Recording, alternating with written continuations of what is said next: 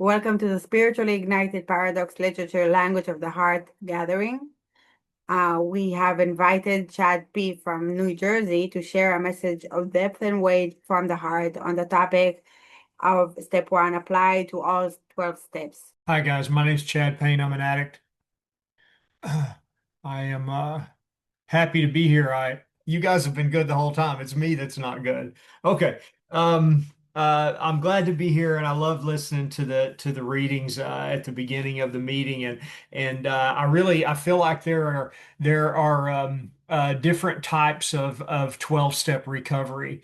And I thought when I um got here that I was one of those who, if you just got the dope off me, everything would be okay. And it was a pretty dis it was pretty it's been pretty disturbing for over 20 years now to find out that that's not the case for a guy like me. I do see those in recovery who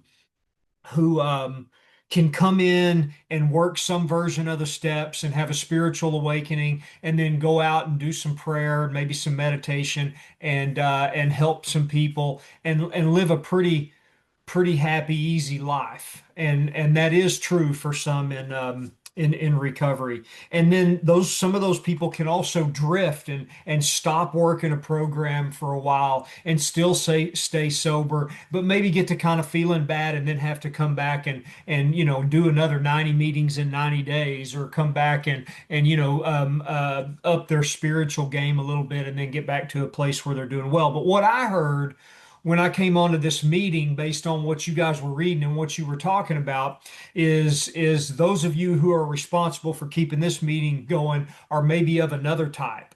And that type is those who don't stay sober very long without a really intense practice of the 12 steps, or maybe the type who might stay sober but might go deep into untreated alcoholism or untreated addiction. And guys, I tell you right now, I'm capable of burning my life to the ground and hurting a lot of people without ever putting any substance into my system.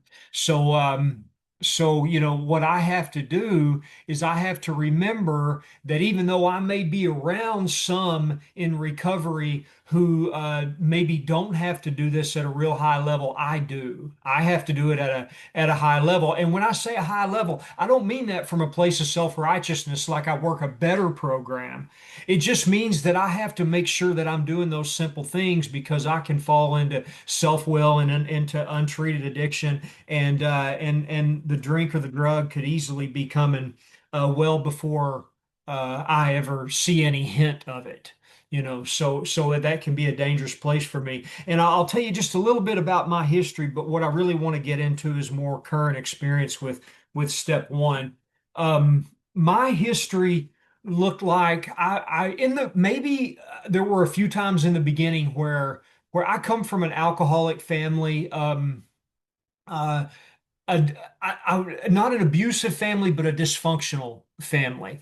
And there's certainly 5 out of 6 of us have been members of 12-step fellowships at some point, and maybe still are.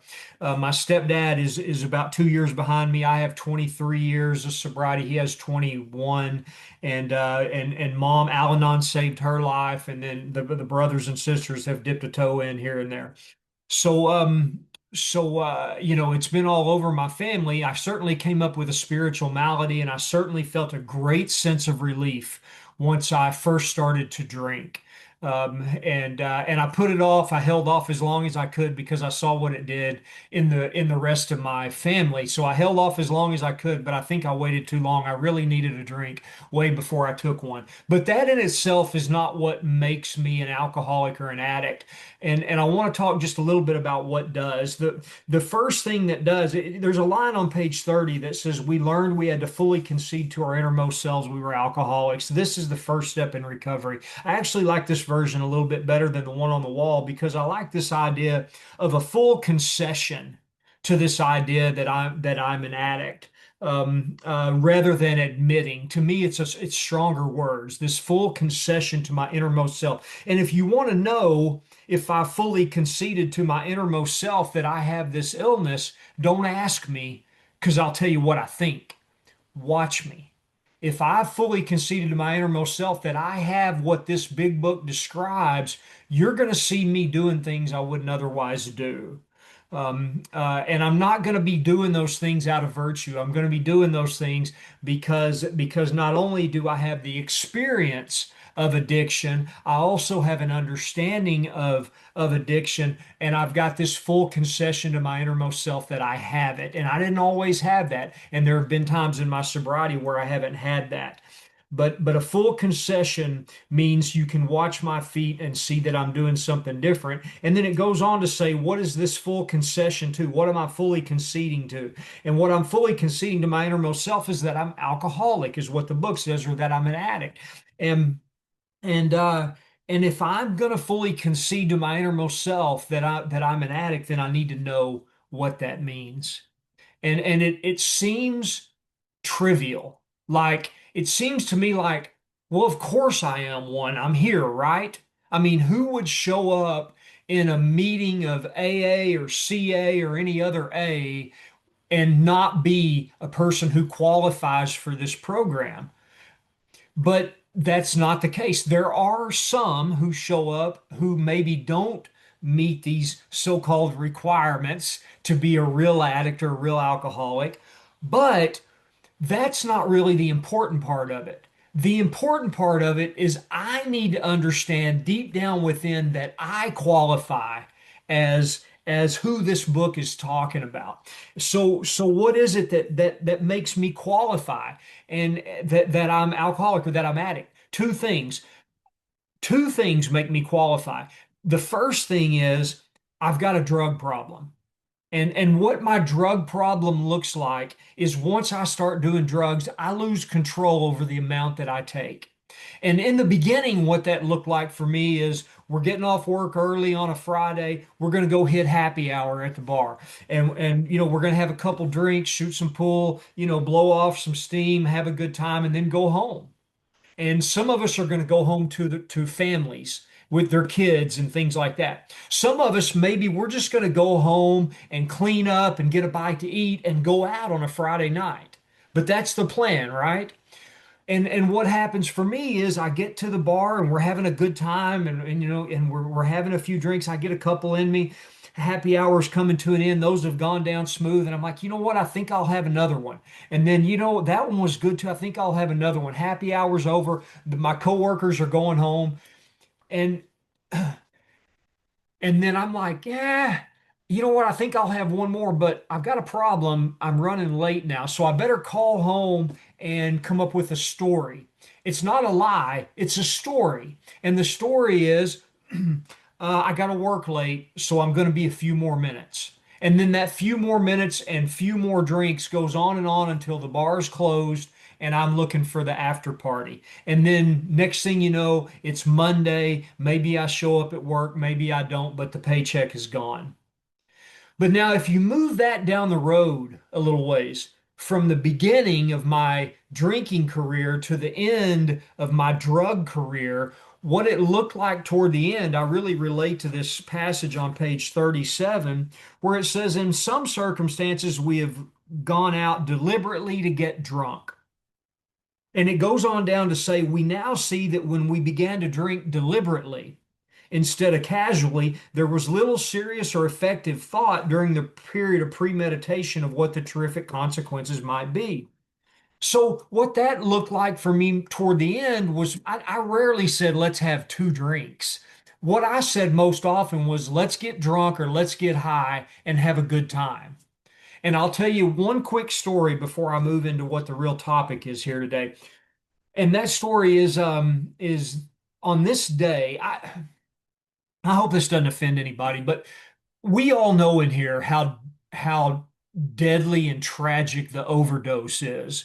I mean, most of us in here have lost someone that we cared about to this illness. But we were hanging around one time talking about this person overdosed and that one did and how sad it is. And then I remember my sponsor said, well, the overdose is very tragic, but you know what's maybe even worse than the overdose? And we're like, what? And he said, the deadly underdose. Anybody in here ever had to live with the underdose on a regular basis? I mean, it seems like the last years of my addiction or the last years of my drug use were one day after another of dealing with the underdose. But on this day, on the day I'm referring to, was one of those rare good days when I had a big bag of dope. Oh, and I'm a meth addict. So a big bag of dope meant we're going to get high and we're going to go out and do stuff and we're going to have a good time, right? So that's the plan. I tell my buddy Shane, check this out. Let's get high, let's go have some fun, right? Okay, 2 hours later or less, the dope is gone. And I'm showing him how we're going to break into my grandma's house and steal her stuff and sell it or trade it for more dope. Now, the point that I'm trying to make here is what happens to me once I put drugs in my body is regardless of what the plan was, I lose control. I'm not a sociopath. I had a tremendous amount of guilt around the fact that I stole my grandma's stuff. And let me tell you why my grandma was a good target. My grandma was a good target because she was in a nursing home recovering from a stroke. So when I put drugs in my system and then when I run out, now we're going to see what Chad's addiction looks like. Because what my addiction looks like when I run out is I'm willing to hurt anyone who stands in the way or who I can use to my advantage to continue to get high. Mm. So that's the drug problem. Dr. Silkworth solves the drug problem before we even get to page one. And if this doesn't disturb you, I don't know what will. But on Roman numeral XXX, Roman numeral 30, he says, the only relief we have to suggest is entire abstinence. That gives me chills today to think about entire abstinence. Here's the solution to a drug problem. Don't do drugs. Problem solved. And that works for the hard drinker or the hard user. We just read about that in our little big book study Julie and I are doing for our sponsees.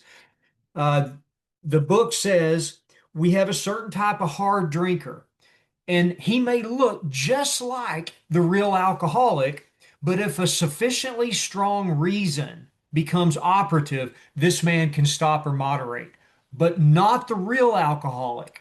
So when it comes to the real alcoholic or the real addict, not only do I have a drug problem, I have a mental problem. Not only do I have the inability to control my drugs once I put them into my system, I have a mental illness that takes away the power of choice. And what that means is stone cold sober, looking back over the last few weeks or few months or few years of all the damage I did last time I went on a spree, all the reasons that I have to never do this again, I do it again. Stone cold sober, I pick up again. Just got out of jail, just got out of detox, just got out of treatment, just walked out of a meeting. Come on. They said they're going to take my kids. I'm going to go back to prison, lose my job, get kicked out of the house. I exert my willpower with all I've got. That's what it looked like for me. I had a bad wreck a few years before I got sober, and I had my first surrender. My first surrender looked like this. I was in the hospital for about a month, and it was obvious that I had no control over my drinking. I had no control over my use of methamphetamines and other drugs. I had no control, and the consequences kept piling up and piling up and piling up. And I was trying to manage it. I was trying to just smoke weed and drink beer, take a few pills occasionally, just do it on the weekends. All that stuff I'd been trying to do, and none of it worked. So I finally realized as I lay in that hospital with my big dysfunctional family who I'd pushed out of my life showing up, I look them in the eye and I said, I'm done. I'm never doing this again. I'm staying sober 100%, no drinking, no drugs. I'm going to go back to school, quit working construction like I had been working it all anyway. I'm going to quit working construction. I'm going to stop hanging out with these friends. They're obviously the problem. I'm going to straighten up my life and be a good father, a good husband, a good son, a good citizen. I will fulfill my potential. And the main part of that I realize today is that I'm never going to get loaded again. I get out of the hospital. I'm on a walker. My jaws are wired shut. I've got staples and stitches all over me. I can't raise my right arm above my shoulder. And within 2 days, I'm staying out all night drinking whiskey and smoking meth off tinfoil. That's what it looks like when I quit. And then that began the quitting years. And I quit over and over and I started up over and over. And those were the years where I got homeless and where I really started hurting those around me. I'd been hurting those around me for a long time. The ones that wouldn't totally shut me out of their lives, I continued to hurt. I embarrassed myself over and over, day after day, as the scum of the earth locked me out of their houses, wouldn't let me in. And finally, through a strange series of events, I was given the gift of sobriety. I spent about a year hanging around in meetings, showing up early, staying late, being the best member I could be, setting up the meetings, tearing down the meetings, being on all the committees, chairing meetings, being as good a member as I knew how to be, but I wasn't working any steps and I was about ready to leave. And at that time, a man showed up through a strange series of events and he 12 stepped me. He used his experience to explain addiction to me in a way that I could lay it up against my experience and realize that I'm screwed, that I'm in really bad shape, that I'm not going to stay sober on my own power. And then he offered to take me through the 12 steps and we began this journey.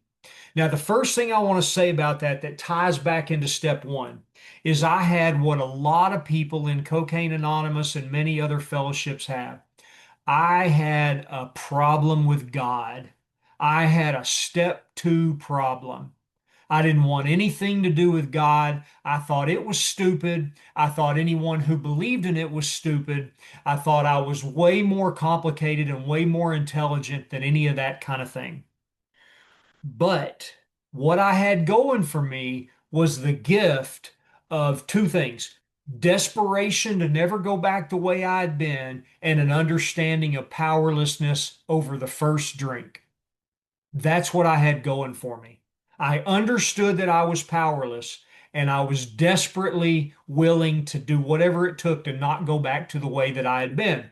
So what happened is I worked these steps not because I believed in God, not because I believed in the steps, not even because I believed in AA or CA, or actually at that time for me it was NA.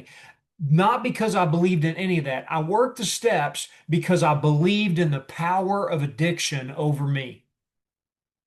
And what happened is, in working the steps, I had an experience with a God I didn't believe in. And I want more and more of that today. The more I get, the more I want. So we embarked on a journey. A few years later, I moved down to Austin, Texas. I fell in love with the big book. I went back through the steps the way they're outlined in this book, and I've been doing it um, with a couple of breaks here and there, which I'll get into later, for the last 20 years or so at a pretty high level and trying to help as many other guys as I can do it at a high level.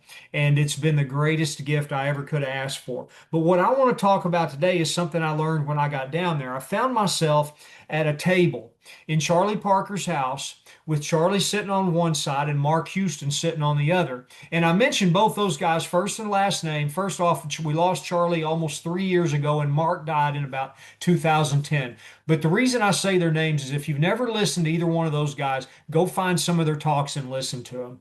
Charlie's talk on step one is probably the best I've ever heard, and Mark's stuff on step one, steps 10 and 11, inventory, all this process are really they're mind blowing and listen to these guys revolutionize the way that I see recovery today. And then at that table we would have at the end of the meeting Katie would walk in and she would really set us all straight. So listen to her too, KDP. If you've never listened to KDP or Charlie or Mark Houston, give them a listen and maybe they'll blow your socks off like they did mine. Mark would talk about current experience with step one. I had 5 years at the time. It drove me nuts that he would talk about current experience with step one. I didn't understand it. I'm like, what do you mean? I'm sober 5 years. I don't have any current experience with step one. It didn't make any sense to me. And it makes much more sense to me today than it did back then. And one of the things that I've heard people say, I've heard it years ago and I've heard it some here lately. I hear it sometimes in New Jersey. And someone from behind the podium will say something like this. The only step I've ever worked perfectly is step one. And I know what you mean. What you mean by that is I've made many mistakes throughout my sobriety, but I haven't picked up a drink. And I totally relate to that. I've made many mistakes throughout my sobriety, but I have not picked up a drink. But I also think that that statement illustrates a misunderstanding of step one because step one doesn't say don't drink. Step one says you can't not drink. You're powerless over the first drink. That's what step one says. So the way that I see it is if I work step one perfectly, that means that I have total reliance on God, that I never miss a nightly review. I never walk around with a resentment or dwell in fear. I always practice the 10th step as soon as I catch a disturbance. I spend all my spare time growing closer to God and working with others. I show up in the fellowship consistently with a good attitude and a sense of gratitude and enthusiasm. I mean, should I go on? Does anybody do that? I mean, the way Charlie would put it is if you do those things, we will build a statue in your honor at the General Service Office because you'll be the first. So what happens is when we look at current experience with step one, what I really need to take a look at is do I believe today that I have alcoholism? Do I believe I have addiction? Am I in touch with that? How much am I in touch with that? Or have I started to forget? Have I started to fall under a delusion? On page 30, it said the rest of that from where I read, where I said this is the first step in recovery. Then it says the delusion that we are like other people or presently may be has to be smashed. So it says there's a delusion here that has to be smashed. And that delusion is that I'm like other people. Or another way of putting that is that I don't have alcoholism or addiction. Okay. That's a delusion. When I walked in the doors of Narcotics Anonymous when I was brand new, I was under no delusion that I was like other people. One thing I didn't know what was wrong with me, but I was very clear that I was not like other people. But here's what happens. As a guy like me stays sober and does a little work and surrenders and commits to this program, I begin to experience what we call the gifts of sobriety. Maybe I get the relationship I was looking for. Maybe I make some money. Maybe I get my bills paid. Maybe I'm not a bum anymore. Maybe I'm driving a nice car, living in a nice house. Maybe I'm starting a family. Maybe I own a business. Maybe I have employees working for me. Maybe I'm involved in service at the area level or the district level or even the general service, all these things. I'm busy living a full life and people look up to me. Anybody experience that as some of the gifts of sobriety?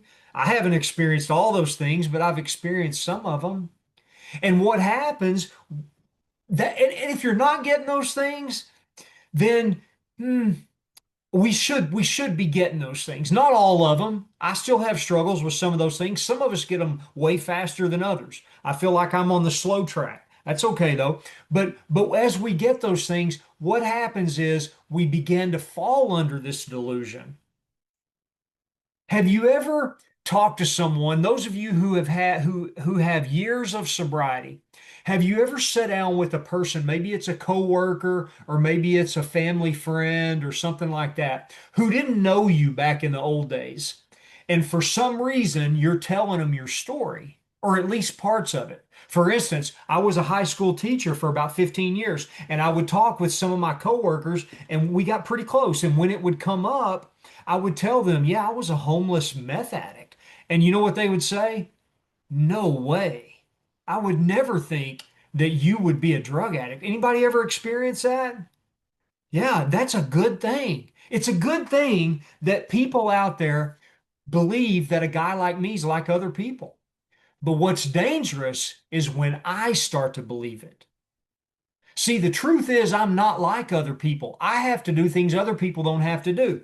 I worked with a guy, very healthy, fit, active guy who had type 1 diabetes, and he had it since he was a child. And he had to give himself an insulin shot every day, and he had to monitor his glucose and his insulin and all that. I would have never guessed this guy had anything wrong with him. He looked just like other people. But had he fallen under the delusion that he was like other people and he stopped treating his diabetes, he would die, right? And that's the way I have to look at my addiction, is to realize that I'm not like other people and I have to treat this differently than other people have to. And sometimes that can even happen in the rooms of 12-step recovery. Sometimes that can even happen in the rooms, because I have to remember, I've had home groups before where I'm surrounded by people who may not have to do everything that I have to do in order to stay sober and live a peaceful, useful life of freedom. Sometimes there are folks that don't have to do what I have to, and that's fine. That's fine. If I didn't have to do what I do today, I wouldn't do it either.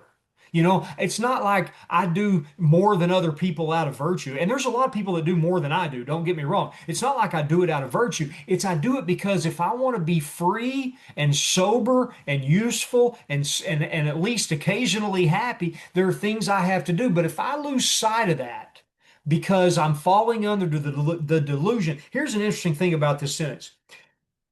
It really only needs to say the delusion we are like other people has to be smashed.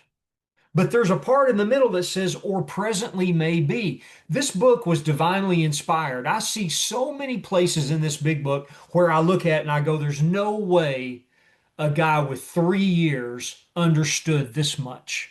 And I truly believe, and Bill believed it too. I've heard him say it in an interview. A guy said something about the 11th step, and Bill said, I've never really understood the 11th step. And the guy said, Bill, you wrote it. And Bill said, no, I didn't. I was inspired. So I think he was inspired to put these four words between these commas, or presently may be, because this is a delusion that I tend to fall in years into sobriety. So here's what happens. I call it the perfect storm. I get the gifts of sobriety. Here come the gifts, right? And the gifts look like a busy, full life. So I get busy. And now it's no problem to be busy until I'm too busy to make conscious contact with God every morning. Or I'm too busy to take an honest consideration of what's blocked me from God throughout the day every night. Or I've become so busy I forgot to watch for that internal disturbance or that external collision throughout the day. Or I'm so busy that, yeah, I got a couple of sponsees that don't really call me anymore. But if I look at the last week, I've spent maybe 10 minutes working with other addicts or alcoholics, or maybe spent 5 minutes carrying the message because I shared at my home group. Maybe I haven't written inventory in, whoa, we start counting back to when that was. That's been a while. Maybe I was halfway through with my amends and I was amazed and I put them in the back of the drawer. and I haven't touched them since. You know, and I have good reason for that because you don't understand. I run a business and I have two young kids at home. I can't be running out and doing all the things I used to do. And while that may be true, maybe I'm also not doing what I can do. And that's what I ask the busy guys all the time. I'm not telling you what you have to do. I'm asking you, are you doing what you can? And a lot of times, what I find is that a guy who may be too busy to work an AA program does find the time to spend an hour and a half scrolling through his phone off and on throughout the day, you know, and I have that experience. I know that. So the gifts, they make, I get busy. I get too busy. There's an old saying that I love. I don't know where it came from, but it's meditate for 20 minutes a day. Unless you're too busy, then meditate for an hour a day. Because busy doesn't make me need less program, it makes me need more program, and I'll actually be more effective and more efficient because I won't be burning up energy foolishly. So we really got to watch for when we get too busy to practice a program. And I remember I heard Charlie on the phone say to a guy one time, he said, well, you know, if you're too busy to work a program and you're an alcoholic, well, then you might be too busy. Like, oh, oh, that one hits home, you know. So I'm busy. Now, what happens? The gifts of sobriety bring on stress. The family, the career, the business, the service structure, all those things bring stress into my life, mainly because I'm not working a program and I'm falling asleep and I'm living in self-will, and now I got the stress adding up. The ego has reemerged. Spiritually, I'm falling asleep. The ego's waking back up in full force, and now it's running the show, and I'm walking around sound asleep, dreaming I'm awake. I'm physically awake. I'm emotionally awake. I'm mentally awake. The ego's running rampant, and spiritually, I'm sound asleep. Mm. And now I'm under the delusion that I'm like other people. You won't catch me saying it. If you come up to me and say, hey, Chad, are you still an addict? I would say, oh, yes, absolutely. But if you watch me, if you were to follow me around with a drone watching me all day long, would it look like I believe I'm an addict, or would it look like maybe I forgot? And now here's the really tricky part. A few years into this deal, especially for those of us who come in and we work the steps and we submit to this program and we have a crazy awakening and the God consciousness starts to flow and people say he's on the pink cloud, what happens is that flow starts to knock some things loose deep down in here. Some of those blockages that I had covered up and kept suppressed because I wasn't willing to look at them and because the spirit wasn't flowing. Now spirit's knocking some of that stuff loose, and here comes the darkness. How many of you have thought you were pretty good, and then a few years into sobriety, all of a sudden things start to come up that comes out in my work life, in my relationships, in my financial life, in things like that, and I find I'm very disturbed. For me, it was mostly in romantic relationships. I have had more darkness come up in my relationship with Julie than any other area of my life, and it's things that I didn't even know I had in me. And maybe it's things from childhood that the first time I took a drink or the first time I did a drug, I began the process of pushing that stuff down. And now, somewhere in sobriety, because I've had a surrender and things have started to happen and stir up, now that stuff is coming up. So, what's happened is I've tapped into the darkness, and I have to tap into the darkness. That's where I find God. I don't find God in the darkness. I find what blocks me from experiencing God in the darkness. It's a necessity, but it's dangerous if I've fallen under the delusion that I'm no longer an addict. Because now the darkness is coming up, and when I need the 12 steps the most, I'm too busy to do what it takes to get free. And I've fallen under the delusion that I don't have to do what I had to do in year one. And what I can tell you guys today is I have to do much more today than I had to do in year one. I have to do much more today. It doesn't seem fair, but I actually like it because I like what I get out of it. I want to tell you a little bit about my experience with this, and I tell you, there's so much message around here for the new guy, and there should be more message for the new guy coming in here than anything else. That's where we need to place most of our effort. But sometimes we need a little more message for the guy who's been around here a little while and is suffering in untreated alcoholism and looking around at all these happy people in the rooms of recovery and being unwilling to admit honestly what's going on with me because I shouldn't be this way. I should be better.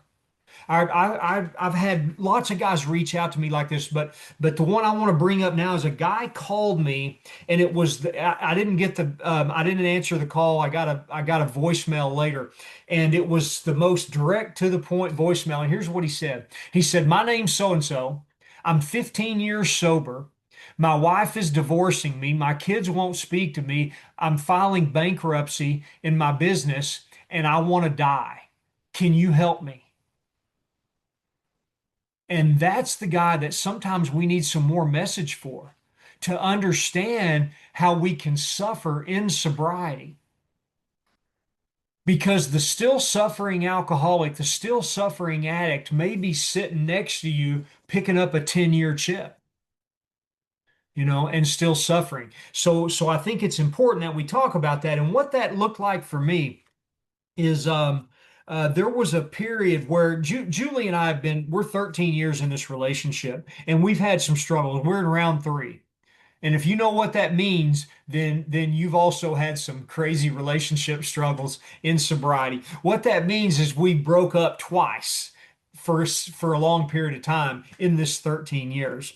And hopefully round three is the last round. That's what we're shooting for. It takes a lot of one of my favorite things that Katie says is she says one alcoholic in a relationship is a lot, and we have two. So and two of the real deal, two of the drift into untreated alcoholism pretty quickly types. But we had a period where we were both being dishonest with each other. We were both engaged in some dishonest behavior. And if you would have asked me, "So Chad, are you and Julie still together?" I would have said, "Well, that's a long answer." It was kind of one of those things. And some of you guys know about that. Sometimes that's not a simple yes or no question. We were in one of those periods. And she was engaged in some dishonest behavior over here, and I was engaged in some dishonest behavior too. And I'm doing some steel on steel work with a couple of guys that I sponsor. And thank God for an understanding of spiritual consent, which is if two people have spiritual consent with each other, what that means is those two people have the privilege and the responsibility to point out what they see in the other person. And in that steel on steel exercise, it's all about spiritual consent. And we do it through the path of consideration. So it might look like this. If you say to me, "Oh gosh, I haven't done a nightly review in a month," I might say to you, "Well, I'd like to offer for your consideration that maybe you've forgotten that you're an addict and that self-examination is an important piece of recovering, staying connected to God, and ultimately staying clean. Are you willing to consider that?" And then the other person, the only acceptable answer is, "Yes, I will consider that." Because we don't want the ego to jump in and go into self-defense mode. And Bob B, one of my heroes in AA, sometimes talks about this kind of, I don't know if he calls it this, but the way it was explained to me is kind of like this death pact that we sign with each other, where you don't talk about my gambling, I won't talk about your pornography. And if you do, there's going to be a heavy price to pay. Whereas spiritual consent is just the opposite of that. Spiritual consent says it's my responsibility to call you on that if I have that relationship with you. So in this exercise, what came up through the questions that I answered in this steel on steel exercise is that I had a stellar program. I was practicing step 11 every day. I was practicing the 10th step and talking to my sponsor, except There's one thing that I wasn't looking at.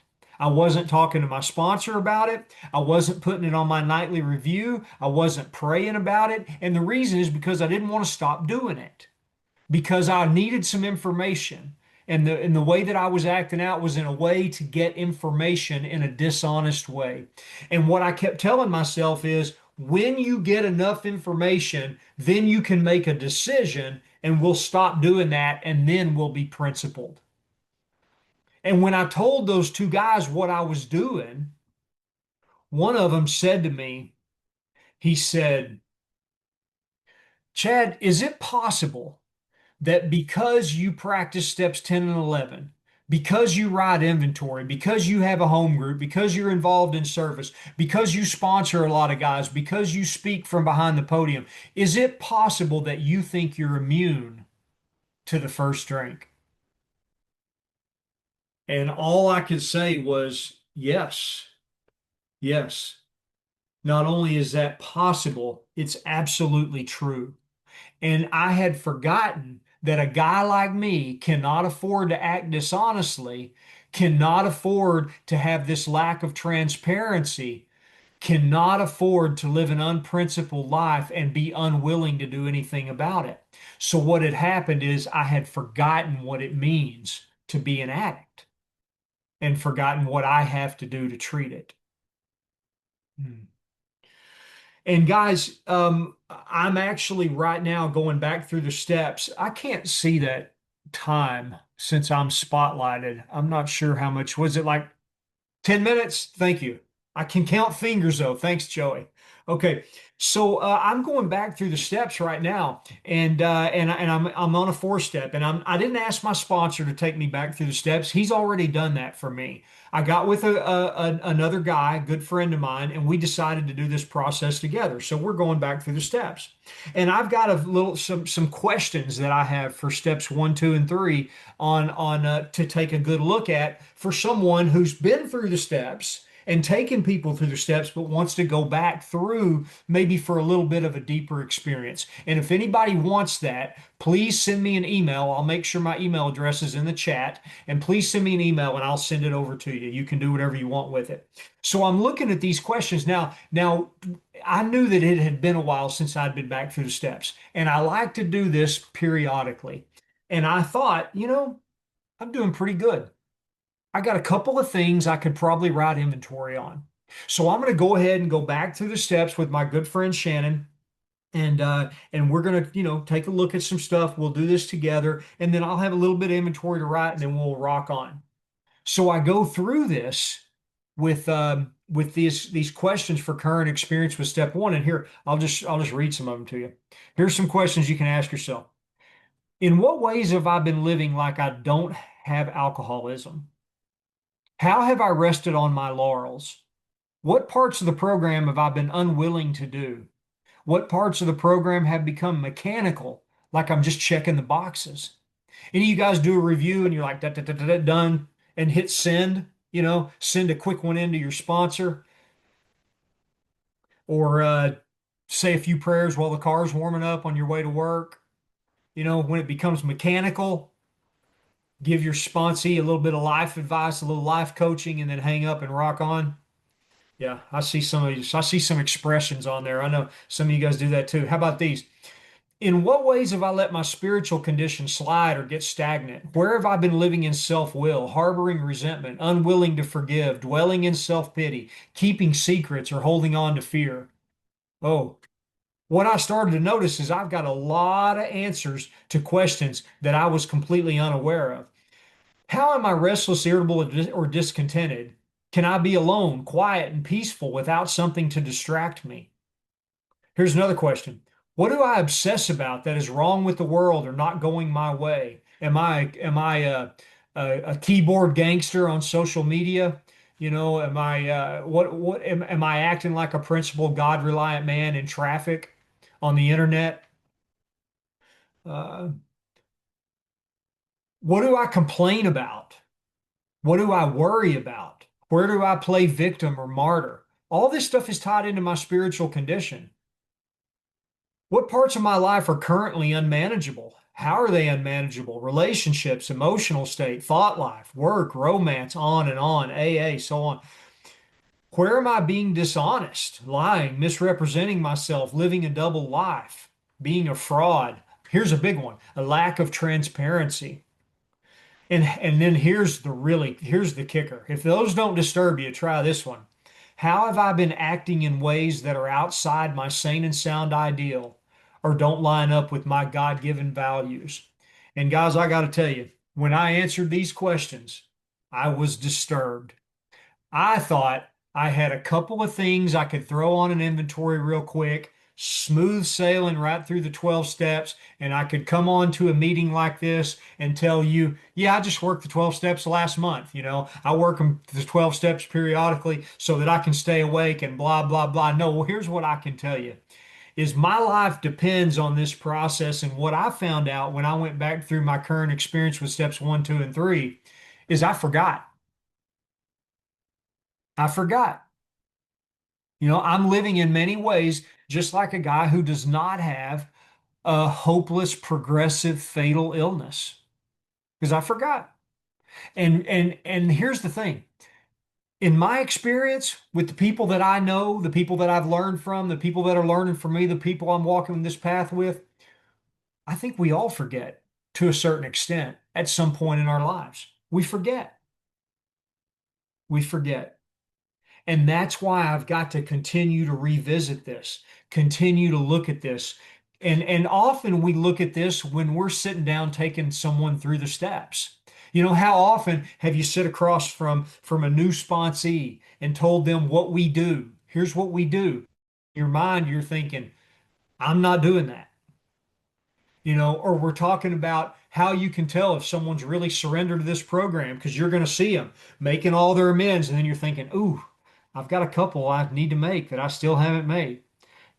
I remember my first sponsor. I got my first sponsee, and I told my sponsor I was proud, and I couldn't wait to hear his words of wisdom. And he said to me, "Welcome to the world of hypocrisy." I was like, that's what you have to say? I mean, come on. But I think that ties in well to this. And I can tell you that what I found before I started this process again, a little while ago, is that I would find myself talking to a sponsee and he would be going through a struggle similar to mine. And this is God giving me a little slap, a little nudge.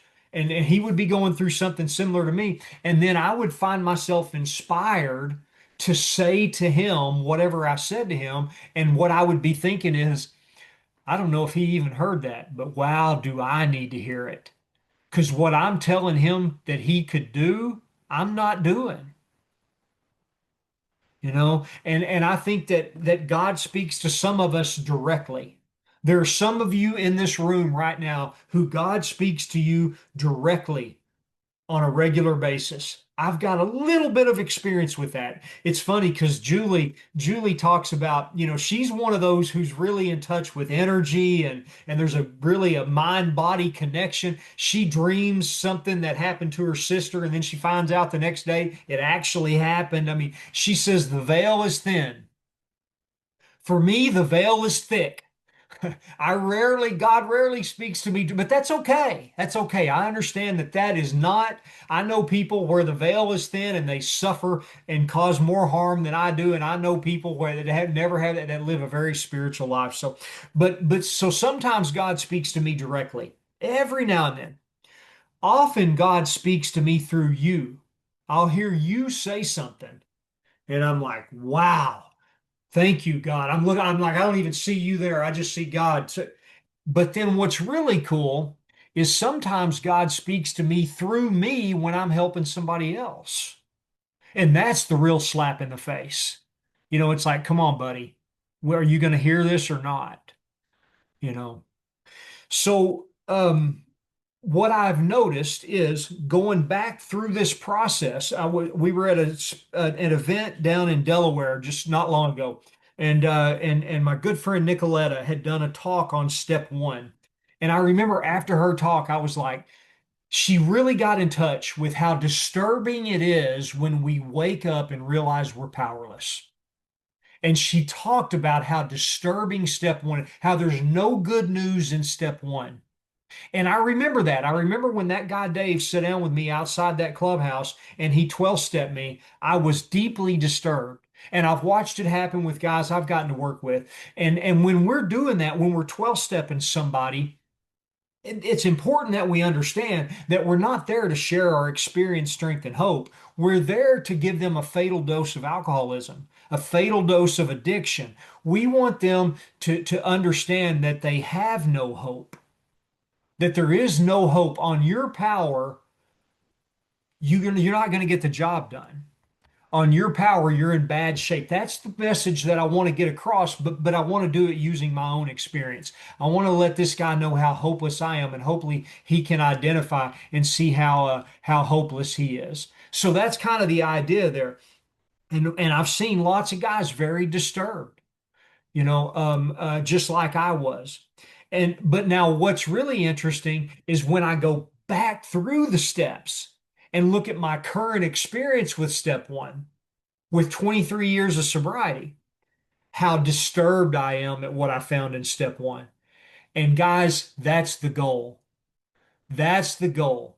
Because I really believe that all of us go through a place where we forget. And I need to get back in touch with that disturbance. I need to realize that one of the characteristics of my illness is that my mind tells me I don't have it. And I got to get back in touch with that. And what that does, step one creates a why so that I can move into the how in the rest of the steps. Or maybe better yet, better said, steps one, two, and three create the why. This is why I need the program of action. Now tell me how to do it. So, because guys, I am not going to work this program consistently, thoroughly for the long haul unless I'm clear that I have to. Now, don't get me wrong. I love what I get out of it. Just like going to the gym. First time I went to the gym, I felt uncomfortable. I felt weak. I saw the guys with the big muscles pumping iron. I'm like, man, I'm not like them. I don't even know what I'm doing. This feels stupid. It hurts. I don't like this, everything. And then I start doing it and I start to like the results. And then I fall in love with the process. And that's exactly what's happened to me in the 12 steps. In the 12 steps, I started to do it because I had to. And then over time, I began to love the results that I got. And then I began to fall in love with the process. And today, I love to meditate. I Not a huge fan of writing inventory, but I love the results that I get when I write inventory and I make amends and I actually look forward to the promise of what's on the other side of 4 through 9. I love to have those deep conversations with a high level of accountability. I love to sit down and work with somebody and carry this message. I love these gifts. I love to do this. So it's not something that I have to do so I'll stay clean. It's something that I know that I am aware that I must do, but it's also something that I love to do. But I can tell you this, the love to do it won't sustain it. Bill Wilson talked about, and I'm going to paraphrase this and I'm probably going to screw it up, but he talked about two reasons to seek God in recovery. Reason number one was because of the gifts of developing a conscious contact with God.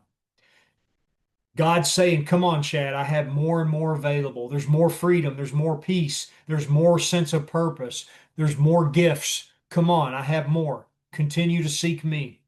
But right behind me, I got methamphetamine saying, Chad, I'll kill you if you don't find God. And I've got to stay in touch with that because I'm powerless over that. I'm powerless over it when it's in me, and I'm powerless over it when it's over there sitting on the table and I'm stone cold sober. And I've got to stay in touch with that. I do not have the power of choice today. Using is still an option today. I must remember that I qualify for this, that the problem has been removed. That's my experience. That's how I react so long as I keep in fit spiritual condition. I didn't remove the problem. It has been removed. I didn't do it. That power did it. And that's how I can keep that status so long as I live in fit spiritual condition. It's easy to let up on the spiritual program of action and rest on my laurels. It's easy to let up and rest on what I've done in the past that's gotten me to where I am today. I'm headed for trouble if I do, for alcohol is a subtle foe. I am not cured. What I have is a daily reprieve contingent on the maintenance of my spiritual condition. How do I maintain? How do I grow? How do I continue to move through this spiritual awakening and stay conscious of the presence of God? How do I do that? It's so simple. It's just what's lined out in this book. I just follow the simple directions as they're laid out in this book, and I have a home group and I stay involved. I connect with the fellowship and I be of service. And that's the real solution. That's what the founders of this program understood that no one had understood up to this point. That's what they found out. The solution to alcoholism is to carry this message to other alcoholics, but we don't do it by ourselves.